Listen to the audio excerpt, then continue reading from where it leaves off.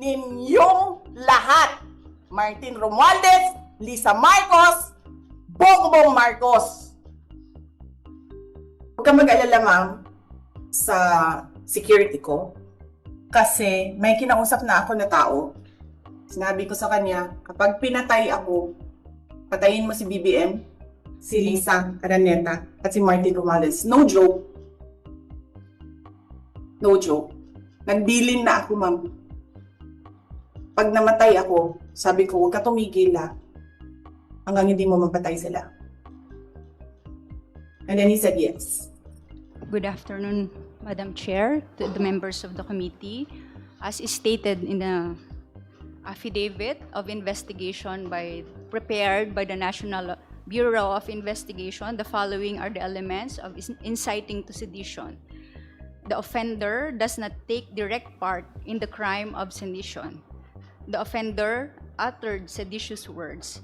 And number 3, the utterance of seditious words is done by means of speeches which lead or tend to stir up the people against the lawful authorities or to disturb the peace of the community, the safety and order of the government.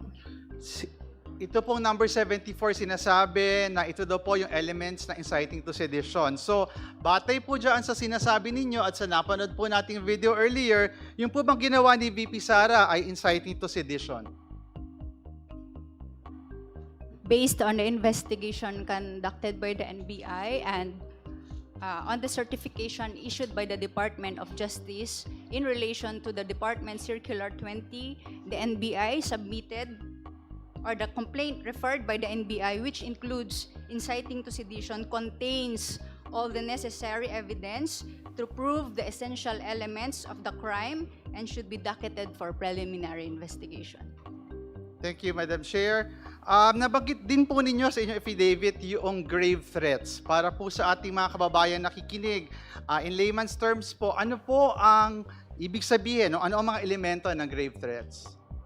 Meron pa kang kerfuffle dahil hindi pumayag ang House Committee on Justice na buksan ang box ng tax records ni VP Sara with a vote of 38-6 with a rare upset kung saan nasa magkabilang panig sina Laila de Lima which moved to open the box at si Chel